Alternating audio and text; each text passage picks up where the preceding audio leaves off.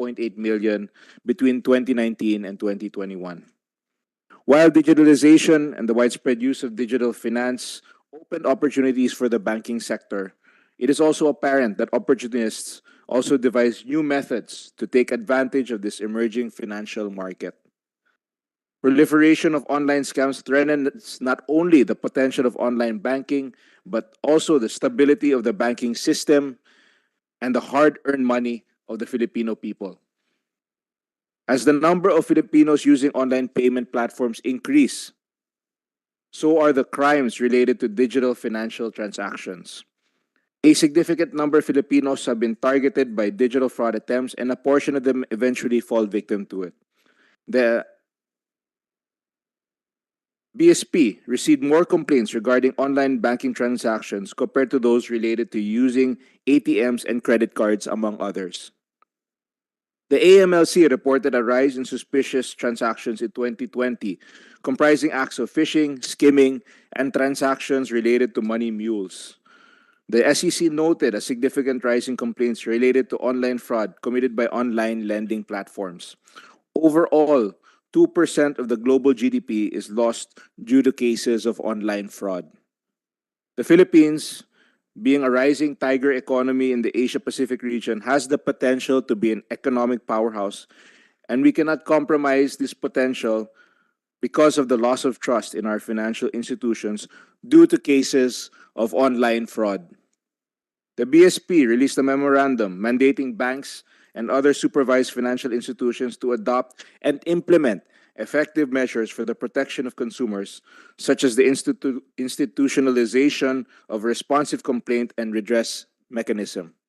Still, some victims find these measures insufficient.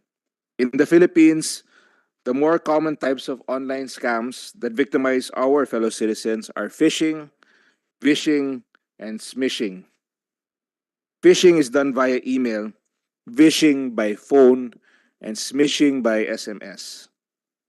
The number of phishing attacks in the Philippines during the first half of 2022 already surpassed the number of attacks in the whole year of 2021. In that period, over 1.8 million attacks have been detected compared to 1.34 million attacks in 2021.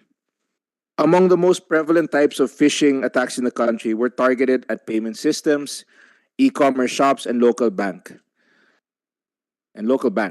Data from Kaspersky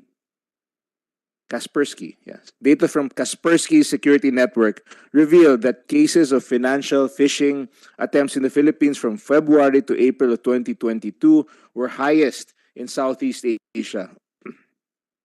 Other forms of fraud in the country are boiler room operation, emergency or grandparent scam, card skimming, card shimming, email spoofing, check over payment scam, surrendered account scam, and account takeover.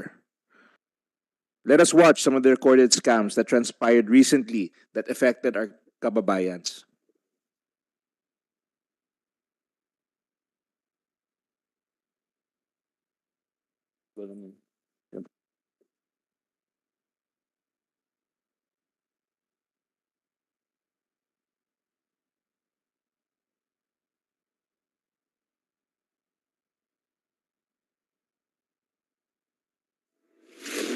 Sobrang sakit.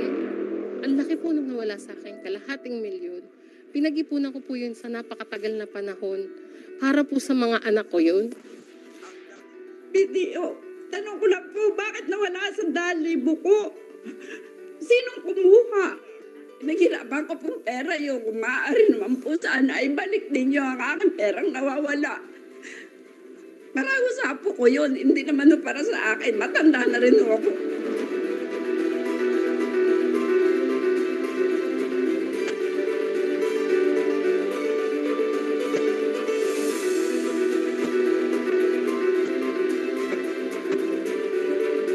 Masamang hulog ko, hindi ako nakakatulog. Dahil COVID pa ho ngayon, yung pera ho na yan, naipon yan dahil natitipid kami. Katasabi ko nga ho, bilang ordinary teacher lang naman ako. Kalahating milyong piso raw ang nakuha sa bank account ni Rose, hindi niya tunay na pangalan ng nagpanggap umanong taga-security bank. Ako lang yung nag-iipon sa amin, tsaka may work. Bakit wala kayong ginawa? Sana naman yung nireport ko sa inyo to, finreeze nyo na lang yung account o kaya sinawagan nyo yung bangko kasi alam naman nila yun eh. Pinaghirapan namin ilang taon yun. Sobra. Di makapaniwala si Shasta na sa isang iglap lang, mawawala ang libo-libong perang nasa bank account niya dahil sa isang online scam. Isa siya sa mga depositor ng BDO na nabiktima ng isa umanong Mark Nagoyo at naglimas ng 50,000 piso niya at inilipat sa Union Bank. Pambili ng gamot ang nawala naman sa 80 anyos sa retiradong profesor na si Nancy Rotor Peralta na ginawan pa raw ng online banking account ng scammer para makuha ang kanyang 100,000 na ipon. Dapat protektahan nila ang interes ng mga nagbabangko, lalo na sa mga matatandang paparis ko na wala ngang kaalam-alam dyan sa online banking na yan. BDO, tanong ko lang po, bakit nawala sa 2,000 ko? Sinong kumuha? Naghirapan ko pong pera yun. Kung maaari naman po sana, ibalik ninyo ang aking perang nawawala. Marago sa apo ko yun, hindi naman para sa akin. Matanda na rin ako. Sana naman makonsensya kayo. 3 kapatid ko puro senior. Ako ang tumutulong sa mga kapatid ko. Kapatid ko, diabetic. Kapatid ko, sa disabled. Yun lang. Sa loob ng bahay ng target, tumambad ang isang desktop na nang suriin ng NBI ay naglalaman ng mga fake websites ng iba't ibang bangko na ginagamit umano sa phishing at cyber fraud. Dito na inaresto ang umano'y hacker na si Denmark Crisostomo alias Mang Kepweng sa cyberspace.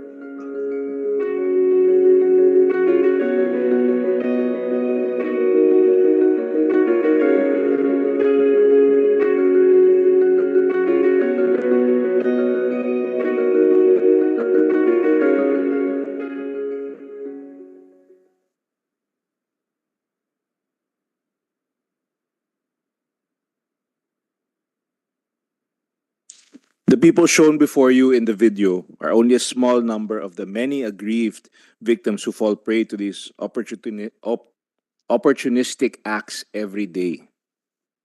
There are those who suffer in silence, so this committee will be their voice.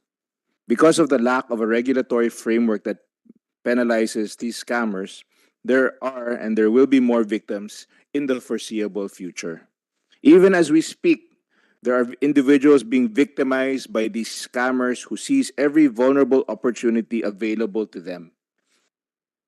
We cannot watch from the sidelines as scammers take advantage of the people.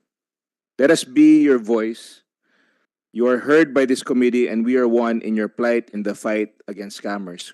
We are here for you. As these scammers take advantage of the victims, they also rattle their victims' trust in our banking and financial institutions. Trust, being the currency of the banking system, must be well earned. Given the proliferation of online fraudsters, it is imperative that we strengthen our efforts to keep scammers at bay.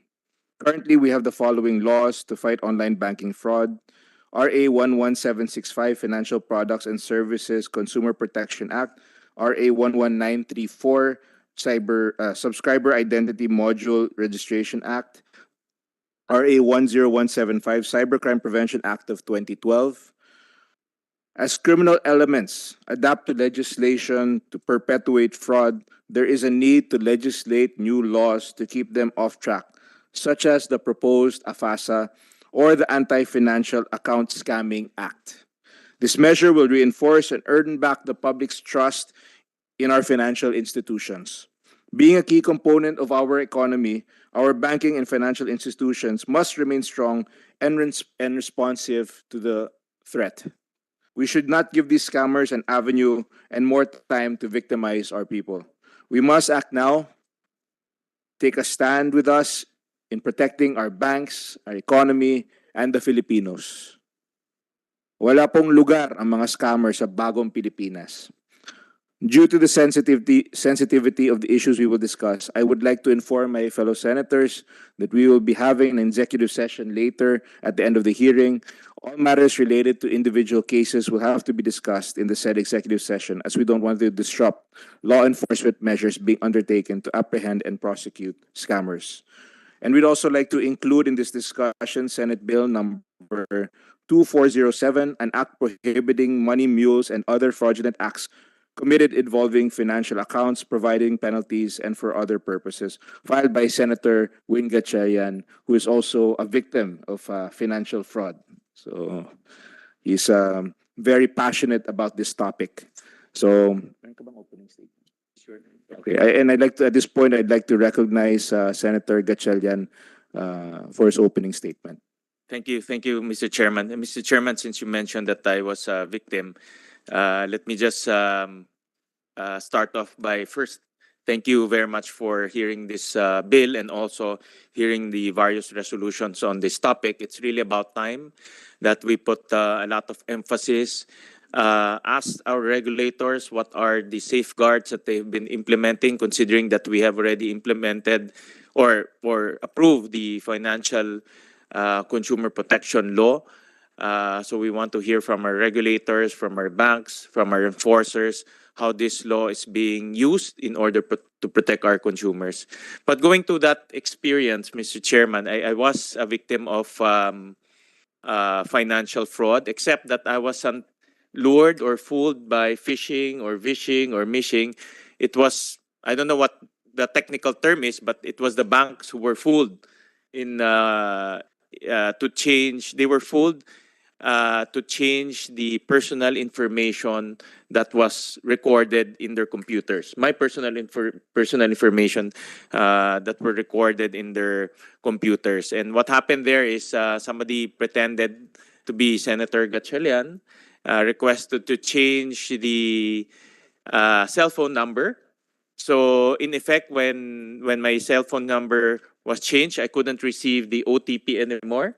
But I remember I was in a hearing like this, and I was getting a lot of messages from Union Bank at that time, informing me if I was changing my cell phone number.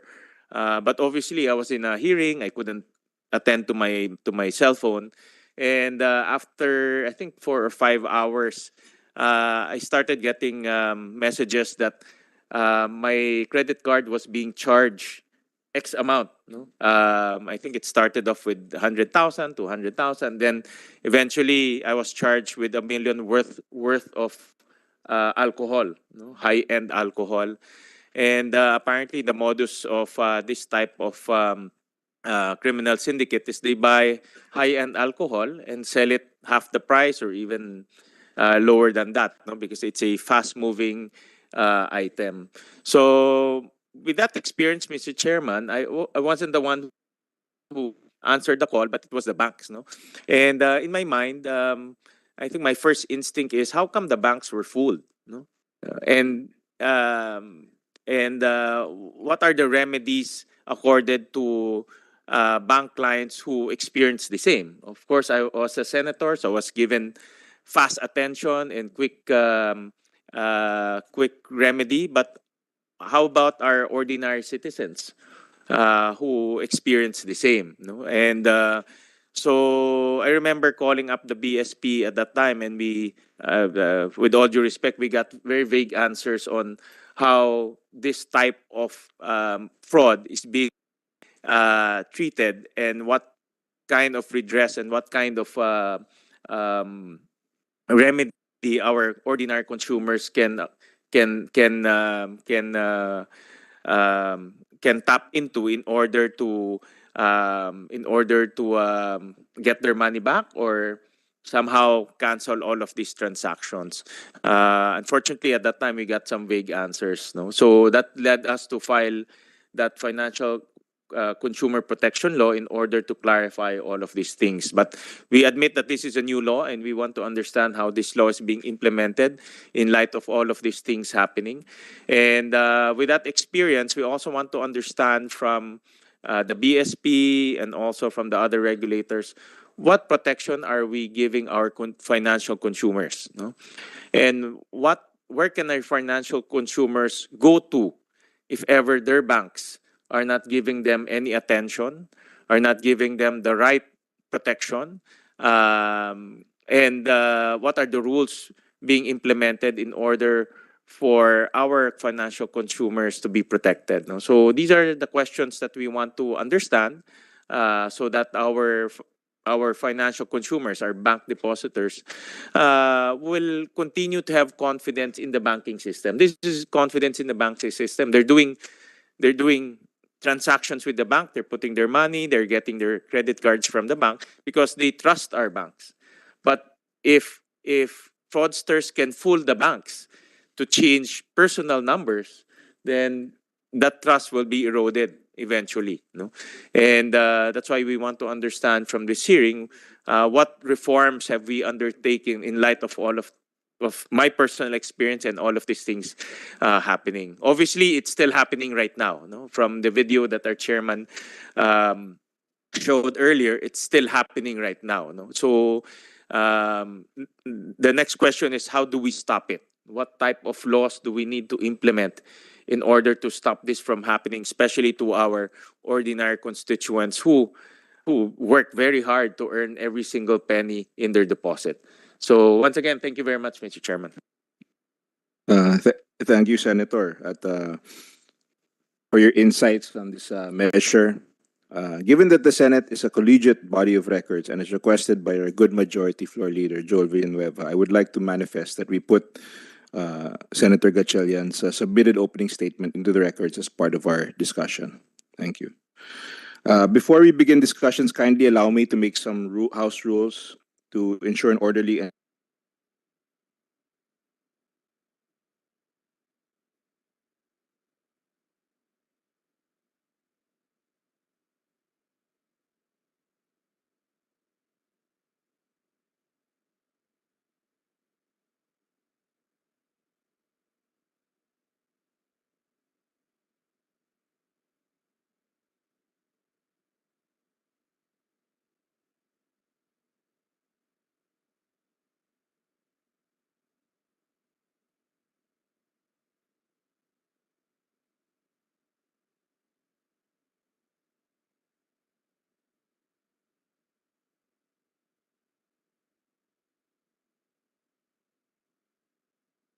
us in this fight against online frauds and scams. Thank you very much.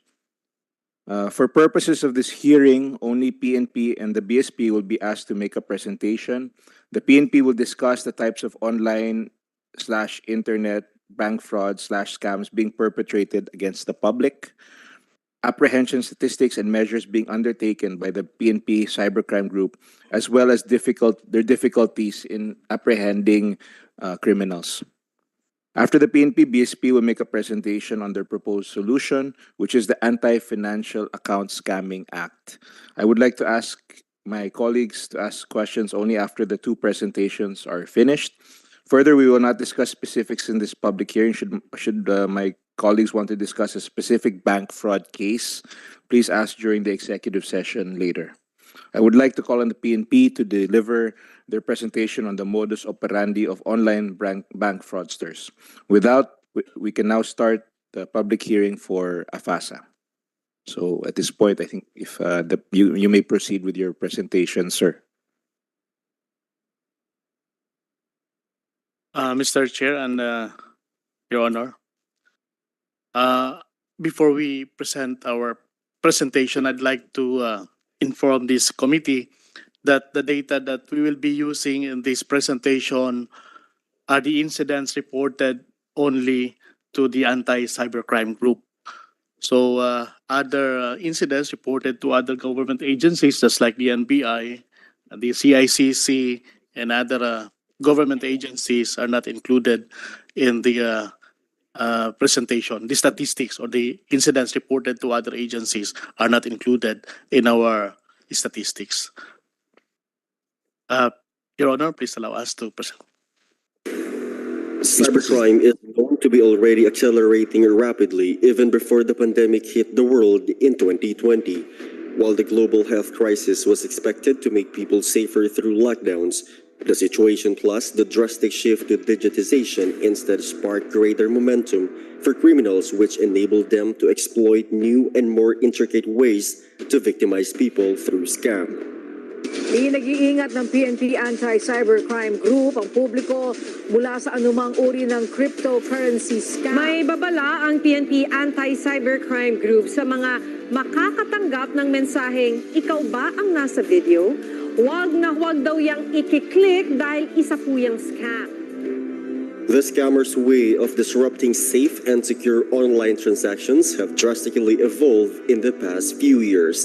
From January to August 2023, the ACG has seen a dramatic rise in new cyber financial crimes with online selling scam, investment scam, ATM fraud or phishing, call scam or phishing, employment scam, loan scam, package scam, hijack profile, accommodation scam, and love scam.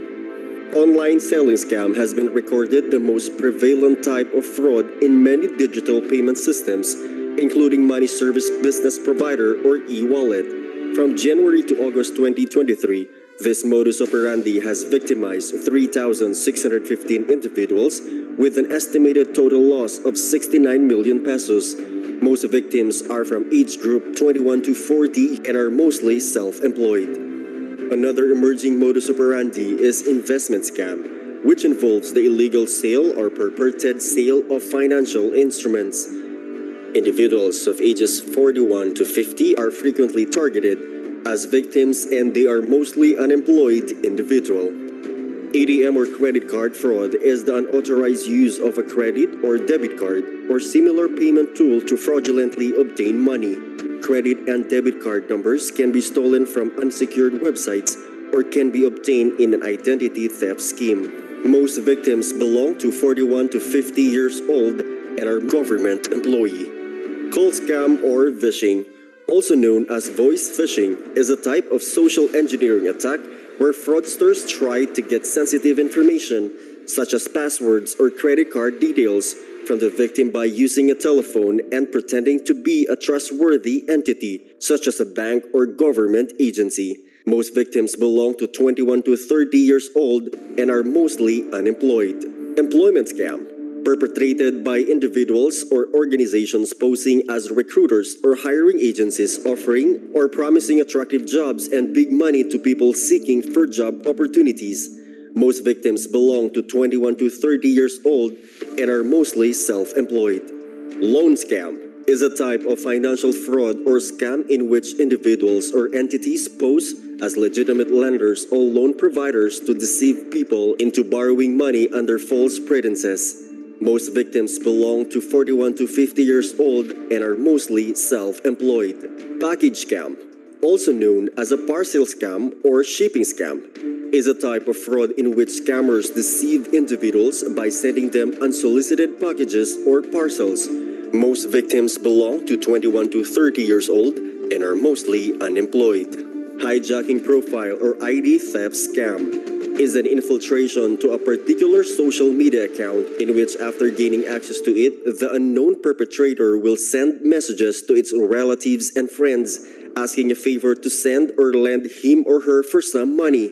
Most victims belong to 21 to 30 years old and are mostly government employee. Accommodation scam. Cybercriminal or cybercriminals will pretend as a legitimate establishment offering services such as processing of online accommodation in hotels, restaurants, and resorts. The victim will later discover that the service they availed is a scam upon checking in at the establishment. Love scam. A person is tricked into believing they are in a romantic relationship with someone they met online. In fact, their other half is a cybercriminal using a fake identity to gain enough of their victim's trust to ask or blackmail them for money. The proliferation of this modus operandi has successfully bombarded the country's cyber financial situation, resulting in financial loss. For January 1 to August 2023, victims have lost a total of 155,204,358 pesos to online scammers. Despite our strong desire and efforts to hold scammers accountable for their crimes, Some complaints cannot be filed in court due to the difficulty of tracing and identifying perpetrators. Another difficulty in filing cybercrime cases is the tedious process of obtaining necessary data from banks and financial institutions, leading to victims withdrawing their complaints. The alarming trend accelerated with the availability of social media and online payment platforms, which highly favors scammers as they can easily exploit their targets and obtain money without hassle and under the cloak of anonymity. The widely used platform by scammers is the Facebook or Messenger, with 6,702 cases, followed by WhatsApp and Telegram. GCash tops the list or is the most preferred mode of payment, followed by Union Bank and BDO. Most of the victims are in the age range of 21 to 40 years old. This age group could be actively using online financial transactions. The number of complaints received by the ACG reveals that women are most likely victims of online scam. Notably, unemployed individuals, self-employed individuals, and businessmen are deemed highly vulnerable to online scams.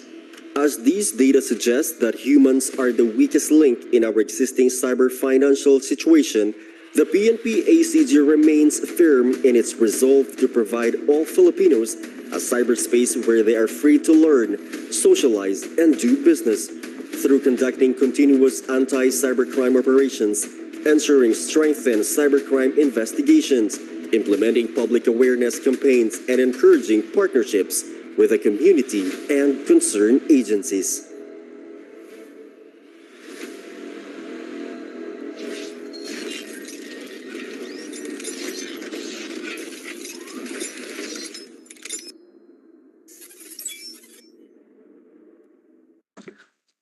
That ends our presentation, Mr. Chair. Thank you, General Hernia. Sir, I would like to call on the BSP to deliver their presentation on AFASA. Yeah, thank you, Mr. Chair. Now I will try to make this as brief as possible. So what we're talking here is the Anti-Financial Account Scamming Act. Now, essentially, this bill, this bill is intended to ensure that the public will trust our financial system. As was shown earlier in the movie, a lot of our countrymen are being victimized by online frauds, and as such, they might lose confidence in our financial system, especially our the fact that we are now into electronic banking, electronic transactions. Now, next slide, please. Now, next slide. The fact that we already have, as mentioned by the chairman, next slide, a lot of laws on this, specifically the Cybercrime Law of 2012, the SIM registration, and even the financial consumer, is not a guarantee that we can protect the consumers because it is constantly evolving. Now, when we had the Cybercrime Law in 2012, it was designed more to protect systems.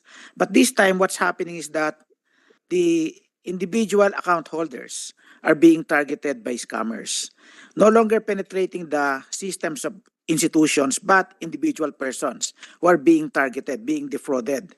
Because of the developments in this type of frauds, we have to come up with specific criminal law to address this type of frauds. Next slide.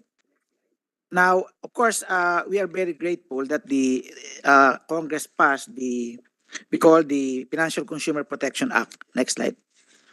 Now, the FCPA is actually very important, as was explained by Senator Win. But unfortunately, while it provided a framework to protect the financial consumers, there are gaps which that law cannot address in itself. Specifically, the extent of cybercrime being committed using accounts. When we talk of accounts, we talk of credit card accounts, we talk of e-wallets, we talk of other accounts, GCash, all of these things being targeted using the latest techniques in social engineering and the use of money mules. Now, that in effect is already different from what the FCPA has initially envisioned. So we need a more specific criminal law to target these types of frauds. Okay. So next slide. So what we want to regulate now is the financial accounts. Now, this is the target of criminals. This is the target of fraudsters. They want to use your financial accounts to social engineering so that they can take over and use that account or transfer it. So we are looking at targeting money mules, those who use these accounts for illegitimate purposes. And then social engineering schemes like phishing, mishing, bishing. So these are the types of transactions which we would like to criminalize and to be imposed penalties. Okay, next. Now, of course, making them criminal is one thing, meaning we are addressing the aspect of deterring criminals. But even if we will deter criminals to criminal sanction, of course, there are two other weaknesses. Number one is the institutions. And then secondly, the privacy laws, bank secrecy. So that's why, next slide, I will no longer go into the details of money muling. It was already illustrated during the movies. I'll go straight to the salient features. Okay, next slide. Next slide. Okay. Now, go back, please. Proportionality. Okay. Now, we all know that there are complaints that how were the accounts penetrated. Now, of course, it can be attributed. So, as a matter of fact, in our complaints, a lot of them were victimized and they gave away their personal information. Now, of course, you cannot just fault the institutions, the banks, for that because fault can be attributed to the consumer. Now, how do we now protect the consumer if that happens? Now, one of the provisions that we would like is the concept of, we call it putting minimum standards by which financial institutions offering these types of accounts should adhere to. So there should be a minimum of, let's say, multi-factor authentication, a certain standard, which if they fail to meet, then automatically they are presumed to be liable to return the funds by which they were defrauded. So in effect, we are now putting a more stringent rule on the institutions. And it is proportional because it will depend on the sophistication of the institution. The more sophisticated they are, of course, the higher the expectations. The lesser sophistication, well, it can be lowered. Okay, next slide. Okay, now, again, another issue that we have encountered is, as again was shown in the film, their bank accounts were penetrated. Okay. Now, in phishing, mishing, bishing, they do not just try to defraud holders of ordinary GCash or credit cards. Or the money mules do not just use ordinary accounts. What if they start using bank accounts? As a matter of fact, we have seen that. If they start using bank accounts, then we will hit a blank wall because of our existing bank secrecy laws. Now, of course, it would be illogical if we will only protect those who are holding non-bank accounts. But once they cross the bank accounts, then we will close that. So one of our proposal here is to, well, for the in order to ensure that there are a lot of safeguards, is to initially limit the authority to look into accounts, specifically bank accounts, to the BSP. So BSP will be given an authority to investigate cases in this particular law, money mules using a bank account as a money mules, missing, etc., and for BSP to look into these types of accounts, specifically bank deposits and other accounts, and to be able to issue cybercrime warrants. But of course, the BSP is not really a law enforcement agency. So essentially, the BSP will also rely on other cybercrime units of the NBI, PNP. So what we're envisioning here is that if you commit this type of fraud, you cannot just jump into a bank account and then you have immunity. So we have to have a bigger jurisdiction to go after fraudsters of this type. Okay, next slide. Okay, so yeah.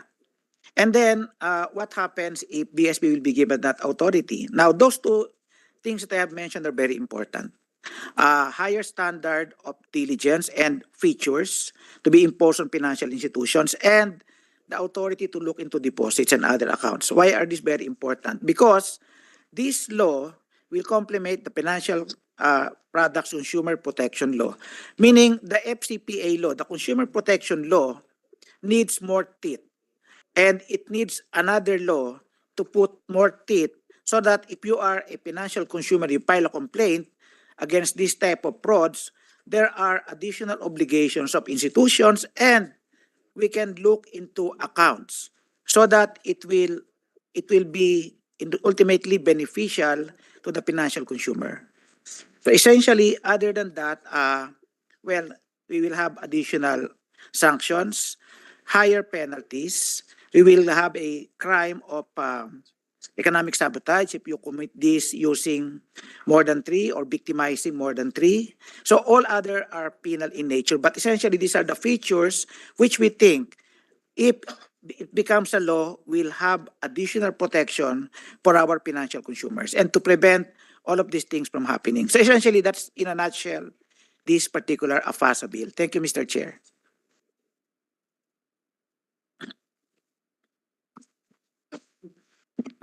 Thank you very much, Attorney Capule. Perhaps we can dispense with the DICT's presentation for this public hearing, and they can make it during the executive session. So at this point, we'll start asking questions. I just have a few questions, and then Senator Gatchalian will ask also some questions. I'd like to ask the PNP first. Of those various forms, common forms of just to review the presentation, what is the most common that you've encountered in terms of financial scamming, between the smishing, vishing, mishing, and what is the most common that? As we presented, Mr. Chair, it's the online selling scam. So, ginagawa po ito normally sa mga Facebook, nag-o-offer ng mga ibebenta, hihingi ng down payment. Pagkatapos may pasok yung down payment to a bank account or GCash account or any wallet, ay mawawala na lang yung pinag-deposituhan ng advance payment. At hindi nakukuha yung At hindi na yung yung product. item. Yes. Pero siguro related din yan sa consumer. May ginagawa kaming Yes, sir. Internet Transactions Act. So related din yan Yes, sa... sir. Related po siya dun, sir. Opo. Pero sa financial, in terms of pure financial transactions, ano po yung pinaka madalas na na-encounter nyo po sa PNP? Yun pong makakatanggap yung isang individual ng phishing link. Kapag na-click, papasok ka doon sa isang website, for example, sa BDO, requesting for the updating of your credentials. So ipapasok mo lahat doon, yung pangalan mo, username mo, password mo, then nakukuha na nila. So parang kunwari, ano sila, bank sila, tapos Yes, sir. magme-message sila sa'yo, and Yes, then sir. pag kinlik, actually may nakukuha din akong ganyan eh. Yes, Hindi sir. ko lang... So makukuha na sa yung credentials mo, and then they can transfer your account. So hindi mo na itatype yung credentials mo, kukunin na lang sa device mo. Mag-update po kayo doon, sir. Pag nag-update ka, makukuha nila lahat. Yung mga personal information mo, lahat. And ilang cases na ba yun? Ilang cases ba I yun? don't have the exact number here kasi po consolidated itong ano. But we can generate a specific number of these incidents after this committee And hearing. how do you catch the perpetrators? As we have presented in our presentation, doon kami pagdating sa dulo, which is papasok na tayo sa bangko eh. So, nag-a-apply kami ng cyber warrant for the warrant to disclose computer Pero data. hindi sila abot ba sila sa bangko? Kasi fake yung site, diba? Ipapunch in nila. And then, gagamitin nila yung information para ma-access yung actual bank account nila. Yes, Your Honor. So pag ang investigation po kasi ng PNP aabot talaga doon sa bangko eh. So kukuha kami ng mga information doon sa bangko at kailangan namin ng cyber warrant. A cyber warrant. Yes, Your Honor. And normally yung sa GCash naman, napapansin namin sa other e-wallets ay pag naibigay na sa amin yung information, lumalabas na fictitious yung identity. So, andun lagi yung aming problema dahil fictitious yung identity, we cannot file cases against those fictitious personalities. So hindi nyo talaga matrace kung sino yung nagsimula sa scam or kung sino yung hindi sila natitrace. Kailangan po kasi, Your Honor, ma-identify namin kung kanino yung account eh. Yes. Kasi siya ang kakasuhan namin dahil sa kanya pumasok yung pera. So pag hindi namin kilala kung sino yung tao na yon na kaninong account yun, sinong tao na yon, so we cannot file cases against the suspect. So in We other need words, identity. nakukuha nyo naman yung number dahil siyempre binigay sa victim yung number ng account para Yes, Your mai-deposit yung pera. The name, Pero once na makuha mo, wala na. Kasi hindi nyo alam kung sino yung may-ari ng account. yes, Your Honor. I see. Okay. Fictitious, Your Honor. May pangalan, may number, but fictitious. Fictitious yung owner ng account. Yes, Your Honor. Ah. So sayang na kung i-file namin yung kaso na hindi naman non-existent yung tao. Yung tunay na tao. Okay. So how do you react to that, yung creation of fictitious accounts? Paano ba nakakalusot sa banking system yung mga ganyan? Yeah, Mr. Chair, in the banking system, we have a very strict know your client policy. Mm. So assuming that for whatever reason, they were able to create a fictitious account and the bank can be held liable for violation of our KYC rules. There was a case, yung Mark Nagoyo case. Are you familiar with that? Yung, what is that? Diba, that similar bank, fake account din yan, diba? Nakakreate siya ng fake account. Anong mga measures na pwede natin gawin para magiging mas difficult yung pag-create ng account, ng fictitious account? Anong mga measures kaya pwede natin gawin? Thank you, Mr. Chair. I'm Head Agent Palmer Malyari. I am currently the Chief of the NBI Anti-Fraud Division. Magandang question po yan. How do we assure that the information being given to the banks when they open accounts are actually legitimate information? As far as I know, it's a violation of Republic Act 9160, which is the Anti-Money Laundering Act, that should a person open an account and give information which is not really true information, apart from being charged with violation of 9160, the one processing the opening of the account can also be charged for violation of 9160. Pero sa amin naman po, sa law enforcement, I'd like to supplement yung binibigay na answer kanina ni General Hernia, na ang trabaho po kasi ng law enforcement is attribution for purposes of filing a case. Pag sinabi nating attribution, because it's a principle under the NBI, yung tinatawag namin thoroughness and legality, we should be able to attribute to a particular person the commission of an offense. Halimbawa, a bank fraud was actually committed, and for some reason, the money which was the object of the fraud was transferred to a particular account.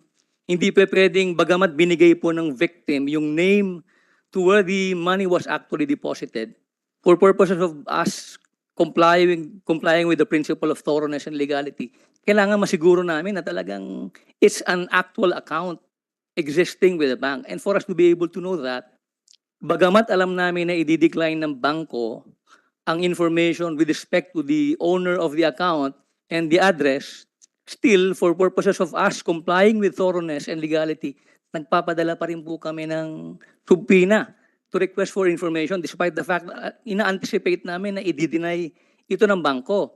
Pero sa amin po sa NBI, merong dalawang information po kami na hinihingi kapag ang pinag-uusapan natin online bank fraud, bank-related scams. Apart from the information pertaining to the depositor of the account or the owner of the account, hinihingi din po namin yung digital footprint. Because we're talking of an online transaction here. Obviously, the transaction which is being performed over the internet, nagre-raise po yan sa log reports ng bangko. So, hihingin po namin yan from the bank. Hinihingi namin yung log reports where the internet protocol address and the date and timestamps pertaining to that transaction. Hinihingi po namin that for some reason, yung pong information pertaining to account depositors dinideny o dinidecline by reason of the bank secrecy law. Pagdating naman sa digital footprints, most of the time, dinidecline din po ng banko yan by reason of the Data Privacy Act. Yes. Ang problema po talaga ang attribution para sa NBI at PNP. Siguro baka pwede naman kayo mag-recommend ng mga siguro mga regulations that might make it more difficult to create these fictitious accounts. Just on the creation aspect, diba? Kasi itong Mark Nagoyo, dapat sa pangalan pa lang medyo may ano na yan may red alert na yan diba? Medyo mapapaisip ka talaga Mark Nagoyo 'di ba? Doon pa lang dapat meron na tayong somehow, I mean, siguro sa umpisa pa lang dapat meron na tayong regulation para hindi madali yung pag-create ng mga accounts, fictitious accounts. O, hindi man siguro madali, pero para matigil yung pag-create ng fictitious accounts. Yeah, if it is committed by a bank, then as mentioned earlier, they get hit by violation of the anti-money laundering law. They get hit by a violation of the BSP and the general banking law. So we are quite strict if a bank will commit that kind of an offense. It's actually a mortal sin for the bank to create an account when they do not exercise the diligence expected in know your client. But of course, in other types of accounts, and that's the problem, Mr. Chair. I think we have to upgrade really the. Yes, and I think we have to take cognizance of the the new technologies such as artificial intelligence that make it that create you can create voices. It makes it possible to recreate certain aspects of a person's personality. So I mean, we have to take cognizance of these new technologies because they might have an effect. They might even be used to perpetrate these frauds. Sen Win, baka you have some questions. Senator Win, Senator Gatchalian, if you have some questions. Thank you, Mr. Chairman. Mr. Chairman, I want to pursue your line of questioning. Earlier, I think it's General Hernia and BSP mentioned about fictitious account. These are fictitious bank accounts. Tama po ba? Your Honor, some of them are money mules, and some of them are using the account of parang binebenta, Your Honor. Okay, but binibenta yung bank account? Di pinapagamit yung kanilang bank account. Pinapagamit yung kanilang bank account. But the owner of the bank account are real people. They're real individuals. I'm talking about GCash, Your Honor. Yung account, gagawin ng isang individual, ipapagamit na yung account to another individual, to scammers. Okay. Nangyayari po ito dahil sa ang opening po kasi ngayon ng bank account normally is through online So yung KYC doon nagkukulang po sa tingin ko yung honor doon sa KYC. Dahil online, so tulad ng mga presentation ng mga previous mga hearings, yung pwedeng makapag-rehistro ka, yung system, kulang sa, hindi ganun ka-efficient ang system. Pagka nagrehistro ng pangalan sa kumuha ng pictures, wala siyang algorithm na pwedeng identify na yung tao mismo So I think it's the online, doon sa online po tayo nagkukulang. When you mention fictitious account, you're pertaining to GCash account, not the traditional bank accounts. Tama po ba? There are also fictitious account doon sa mga bangko, Your Honor, dahil online din ang opening ng bank account. Okay. So you can upload fictitious documents doon sa online application. Okay. So in other words, it also happens to the traditional bank accounts. So both GCash, they have money mules with traditional bank accounts. They also have money mules. Only for banks that allows online opening of accounts. But that's the trend now, diba? I mean, all banks, I would assume all banks would want to go online opening of accounts because during the pandemic, one thing we learned is we cannot go to the banks physically. So I think most of the banks now, they have that online opening of account. Some of them, I remember, some of them even claim that you can have an account with zero balance and you get it in same day or maybe same hour. I think may mga ganun akong nabasa. So I'm asking that is because I want to ask BSP, where does the KYC come into play when it comes to online opening of accounts. Does it still apply?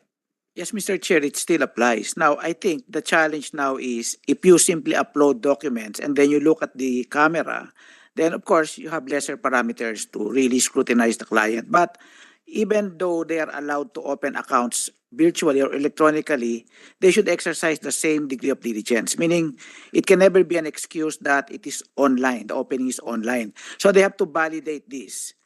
They have to double check whether or not these are actual persons. They have to look into the records, etc. Meaning it's not they just receive it and then an account is created. That's why they usually send thank you letters, no, for opening an account.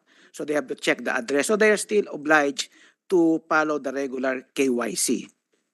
If that is even for GCash, even for digital wallets, do they follow the same strict KYC procedures? It's different, Your Honor, for O yung mga GCash. unggoy pwede rin magbukas ng e-wallet. Kasi I remember in NBI demonstrated that mga unggoy, hindi mukhang unggoy, unggoy talaga ito eh, no? Nagbubukas ng nakakakuha ng SIM card, no? Is it the same with have you tested that with e-wallets? For GCash, Your Honor, they have upgraded their system now. Meron silang parang liveness check na. So medyo iba na ngayon. But before, we experienced a lot of those cases na talagang fictitious eh. Pwedeng talagang gawin yung ibang picture ang i-upload mo nung So it can happen previous. also. But now it's quite difficult now. Okay. They have improved their system already. Okay. No, but the reason why I'm asking is I'm trying to lay down the basics first. Whether number one, the KYC is applicable to e-wallets, because the KYC seems to be the filter, whether to filter and also to know whether the account holder is a real person or not, or we have some form of accountability. So I'm asking BSP directly, are e-wallets covered by the KYC rule? Because for all intents and purposes, the e-wallets are just like any other bank accounts. In fact, I was telling Mark, meron po akong GCash. I use that for small bills. Yeah, Mr. It's really like an account, and it's more convenient because you can use it in 7-Eleven, in lahat, in gas stations. It's more convenient than credit card and typical ordinary bank account. So, but my point is, it operates just like any other bank account. So, is it covered? Yes, Mr. Chair, because these are electronic money issuers. Okay, so it's covered. So it's covered by our regulations. So, in other words, PayMaya, GCash, the other e-wallets that are, I would assume, regulated and accredited by BSP go through the same KYC. They have to have the same standards, no, for compliance with our regulations, like KYC. Okay, and how come? Senator Win, I think I think the Anti-Money Laundering Council attorney has something to comment with your with what we were discussing with your question. Yes, Honorable Senator. For the AMLC, under the Anti-Money Laundering Act, the covered persons, which also include banks and also payment operators like GCash, are required to maintain KYC documents within their system. And they are required also to install a system that could verify the identity of their customers, including the bank account owners, and any records also that these owners, account owners, file with the covered person, including banks and payment operators. Hence, they are required to do some verification in order to ensure that the true identity of their customers. If that being the case, how come there are fictitious e-wallets and fictitious bank accounts? If they go through the same KYC process, how come the PNP and NBI are experiencing fictitious accounts? In theory, dapat wala ng fictitious accounts, correct? Senator, in fact, what we call fictitious accounts are really, most of them are true accounts, bank accounts or e-wallet accounts, but there are fictitious identities of the alleged account holders of these accounts. These are not really fictitious accounts. They have accounts with GCash, with the banks, and with the e-wallets, but the identity of the perpetrators are hidden or fictitious.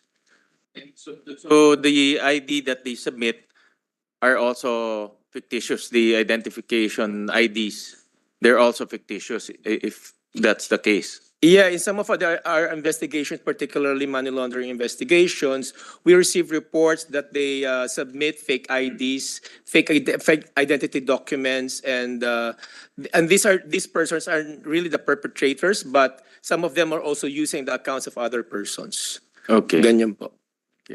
Thank you. Thank you, Mr. Chair. Thank you very much. I think that's a very informative. Thank you.